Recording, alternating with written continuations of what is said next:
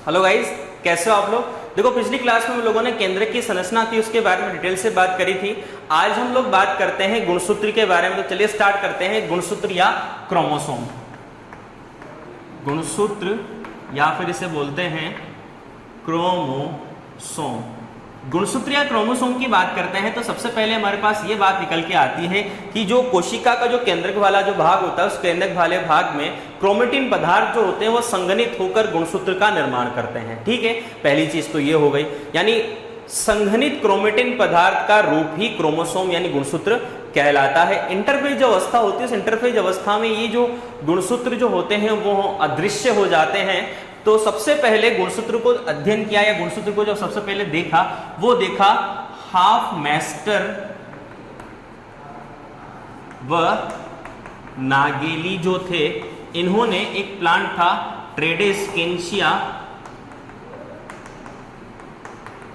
तो इस ट्रेडेस्केंशिया नामक पादप में जो पराग मात्र कोशिका थी, पराग मात्र जिससे परागकण का निर्माण होता है, इस पराग मात्र कोशिका में सबसे पहले गुणसूत्र को देखा। उसके बाद एक साइंटिस्ट थे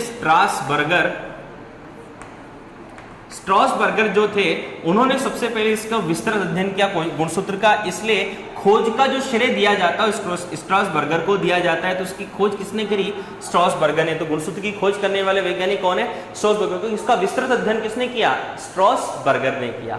आगे बात करते हैं गुणसूत्र जो शब्द दिया, ये गुणसूत्र शब्द दिया वाल्डेर ने। तो वाल्डेर ने गुणसूत्र शब्द दिया। और एक साइंटिस्ट थे फ्लेमिंग। तो फ्लेमिंग जो थी यानी फ्लेमिंग जो थे उन्होंने इस गुणसूत्र को क्रोमेटिन कहा। उसके बाद सट्टन और बावेरी जो थे इन्होंने गुणसूत्र सिद्धांत दिया।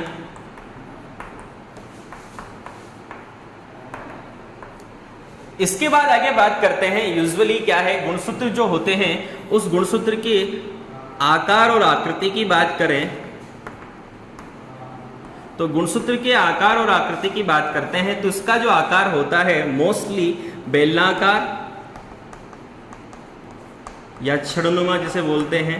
उसके साथ साथ इसके आकार और आकृति के साथ बात करें, यानी आकृति तो बेलनाकार और छड़नुमा होती है और आकार की बात करते हैं, साइज की बात करते हैं तो 5 म्यू से 32 म्यू जो इसका आकार होता है मोस्टली। और सबसे लंबे एक पादप होता है ट्रिलियम। ट्रिलियम जो होता है उस ट्रिलियम में सबसे लंबे गुणसूत्र पाए जाते हैं। ठीक है, आगे बात कर लेते हैं इसके संख्या की बात करते हैं। तो देखो मेनली क्या होता है कि संख्या के आधार पर गुणसूत्र जो होते हैं वो 3 प्रकार के होते हैं। पहला तो होता है अगुणित, दूसरा होता है द्विगुणित, तीसरा होता है त्रिगुणित। अगुणित जो होता है उसे हैप्लॉइड बोला जाता है, द्विगुणित जो होता है उसे डिप्लॉइड बोला जाता है और त्रिगुणित को ट्रिप्लॉइड बोला जाता है। हैप्लॉइड n, डिप्लॉइड 2n और ट्रिप्लॉइड 3n होता है। अगुणित गुणसूत्र का मतलब क्या है? कोशिका है, कोशिका के अंदर गुणसूत्र जो है वो जोड़े में ना होकर आधे होते हैं तो उसे अगुणित कहा जाता है। जितने भी युग्मक जो होते हैं यानी युग्मक जो होते हैं उस युग्मों में गुणसूत्रों की संख्या हमेशा आधी रहती है। और किसी भी जंतु कोशिका हो चाहे पादप कोशिका हो, किसी भी कोशिका में अगर युग्मक है, किसी भी कोशिका के किसी भी कोशिका से अगर युग्मकों का निर्माण होता है तो युग्मकों में उपस्थित गुणसूत्रों की संख्या जो होती है वो जीनोम कहलाती है। क्या कहलाती है? जीनोम। यानी अगुणित गुणसूत्रों का जो समूह होता है उस अगुणित गुणसूत्रों के समूह को ही जीनोम या संजीन कहा जाता है। तो इस चीज का ध्यान रखें। अब अगुणित गुणसूत्र कैसे होंगे? जैसे सपोज मनुष्य में 46 गुणसूत्र होते हैं, 46 के आधे 23 और आधे 23। तो ये 23 जो है अगुणित गुणसूत्र है, उस अगुणित गुणसूत्रों का समूह ही क्या कहलाएगा? जीनोम या संजीन कहलाता है। ठीक है, आगे बात करते हैं द्विगुणित। सभी पादप और जंतु कोशिका जो होती है वो द्विगुणित कोशिका के रूप में होती है तो उसमें द्विगुणित गुणसूत्र ही पाए जाएंगे। त्रिगुणित गुणसूत्र किसमें पाए जाएंगे? जो भ्रूण पोष जो होता है, भ्रूण को पोषण प्रदान करने वाला पोषक पदार्थ जो होता है उस भ्रूण पोष में त्रिगुणित अवस्था पाई जाती है। इसके बारे में भी जो चैप्टर्स आएंगे उनमें बात करेंगे त्रिगुणित अवस्था कैसे बनती है। आगे बात कर लेते हैं अब देखो गुणसूत्र जो सामान्यतः गुणसूत्र जो होते हैं सभी कोशिकाओं में अलग अलग उनकी संख्या होती है। सर्वाधिक जो गुणसूत्र पाए जाते हैं जंतु कोशिका में, जंतु कोशिका जो है उस जंतु कोशिका में सर्वाधिक गुणसूत्र जो होते हैं वो पाए जाते हैं ओलोकेंथा में। तो ओलोकेंथा में सर्वाधिक गुणसूत्र पाए जाते हैं, लगभग 1600 गुणसूत्र पाए जाते हैं। इसी प्रकार सर्वाधिक गुणसूत्र पादप कोशिका में अगर बात करते हैं तो पादप कोशिका में सर्वाधिक गुणसूत्र पाए जाते हैं ओफियोग्लोसम। तो ओफियोग्लोसम में लगभग 1262 गुणसूत्र पाए जाते हैं। आगे बात करते हैं कोशिका विभाजन की मेटाफेज जो अवस्था होती है, यानी गुणसूत्र के आकार का जो अध्ययन किया जाता है वो किया जाता है मेटाफेज अवस्था में, और आकृति का जो अध्ययन किया जाता है वो किया जाता है एनाफेज अवस्था में। तो इस चीज का ध्यान रखिए, कोशिका विभाजन की एनाफेज अवस्था में गुणसूत्र की आकृति का अध्ययन किया जाता है और आकार का अध्ययन मेटाफेज अवस्था में किया जाता है। चलिए आगे बात कर लेते हैं। एक्चुअली और चीजें भी हैं, जैसे आगे बात करते हैं कि जो गुणसूत्र जो होते हैं उस गुणसूत्रों के मनुष्य में, यानी मनुष्य में 46 जो गुणसूत्र हैं, यानी 2n = 46 जो गुणसूत्र, उसके बारे में दो वैज्ञानिक थे, तीजो व लेविन। तो तीजो और लेविन दो साइंटिस्ट थे, उन्होंने सबसे पहले 2n = 46 गुणसूत्र थे उसके बारे में बताया, और गुणसूत्रों की संख्या का आधा होना ही जीनोम कहलाता है। इस चीज के बारे में आप लोगों को पता लग गया। अब कुछ बातें और हैं जिसके बारे में और ध्यान करते हैं। एक्चुअली में होता क्या है, एक चीज आती है बार बॉडी। बार बॉडी का मतलब यह होता है कि एक साइंटिस्ट था वैज्ञानिक बार, उस वैज्ञानिक बार ने जो लिंग निर्धारण था उस लिंग निर्धारण को समझाने के लिए बार बॉडी के बारे में बताया। इन्होंने बताया कि जो फीमेल जो होती है और मेल जो होती है, तो फीमेल में जो बार बॉडी होती है वो पाई जाती है, मेल में बार बॉडी नहीं पाई जाती। और बार बॉडी को निकालने के लिए एक फॉर्मूला दिया कि बार बॉडी =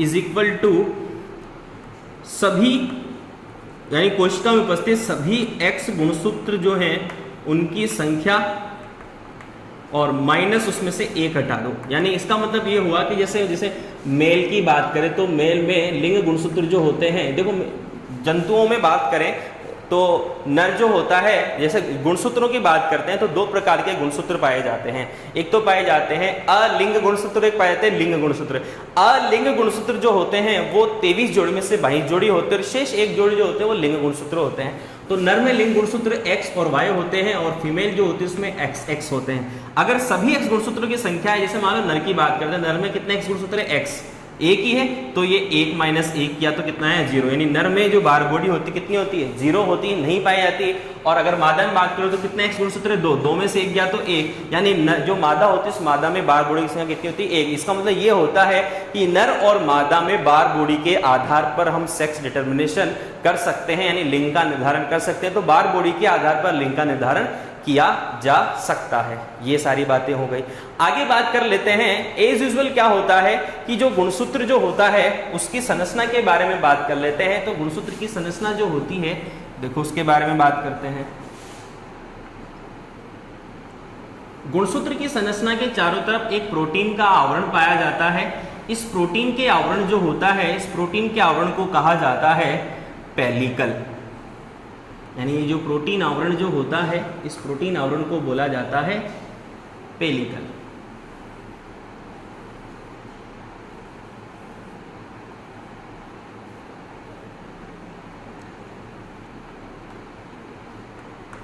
ये होता है पेलिकल।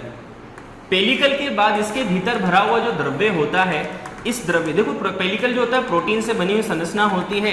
इसके भीतर जो द्रव्य भरा होता है वो मैट्रिक्स कहलाता है। और ये जो मैट्रिक्स होता है, इस मैट्रिक्स में एंजाइम, जल, खनिज, लवण, विशेष प्रकार के पोषक पदार्थ में पाए जाते हैं। इसके बाद इसके अंदर, यानी जो इसके मध्य में, ठीक मध्य में एक विशेष प्रकार की गोल घुंडीनुमा संरचना पाई जाती है, जिसे सेंट्रोमियर या काइनेटोकोर कहा जाता है। काइनेटोकोर। अभी काइनेटोकोर या सेंट्रोमियर जो होता है वो क्या होता है, गोल घुंडीनुमा संरचना के रूप में पाया जाता है, और इससे विशेष प्रकार की बेलनाकार संरचनाएं जुड़ी होती है, और इन बेलनाकार संरचनाओं को कहा जाता है क्रोमेटिड या हिंदी में अर्ध गुणसूत्र। होता क्या है, क्रोमेटिड जो होते हैं वो इस प्रकार से जुड़े होते हैं। नॉर्मल आप लोगों ने गुणसूत्र की संरचना जो बनाई होगी वो इस प्रकार से बना होगी।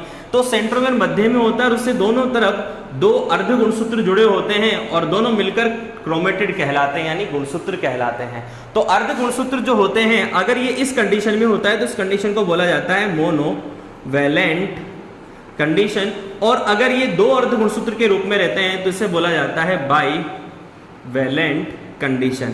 ठीक है, तो मोनोवैलेंट कंडीशन और ये बाईवैलेंट कंडीशन। एक अर्ध गुणसूत्र होता है तो मोनोवैलेंट, दो अर्ध गुणसूत्र होते हैं तो बाईवैलेंट, यानी एक क्रोमेटिड होता है तो मोनोवैलेंट, दो क्रोमेटिड होते हैं तो बाईवैलेंट कंडीशन कहा जाता है। ठीक है, अब इस सेंट्रोमियर जो होता है, सेंट्रोमियर के ठीक मध्य में दो प्रोटीन की डिस्क पाई जाती है जिन्हें कहा जाता है काइनेटोकोर। और सेंट्रोमियर जो होता है, सेंट्रोमियर का जो मेन काम जो होता है वो कोशिका विभाजन के समय जो तर्कुतंतु जो होते हैं उन तर्कुतंतु से जुड़कर संकुचन करना, ताकि गुणसूत्र जो है विपरीत ध्रुव पर पहुंच जाए। ठीक है, तो इनका काम होता है गति प्रदान करना, गुणसूत्रों को तर्कुतंतुओं पर गति का प्रदान करने का कार्य होता है। आगे बात कर लेते हैं, इस मैट्रिक्स के अंदर विशेष प्रकार की दो धागेनुमा संरचनाएं, कुंडली संरचनाएं पाई जाती हैं जो डीएनए तथा हिस्टोन प्रोटीन से मिलकर बनी होती हैं, जिसे कहा जाता है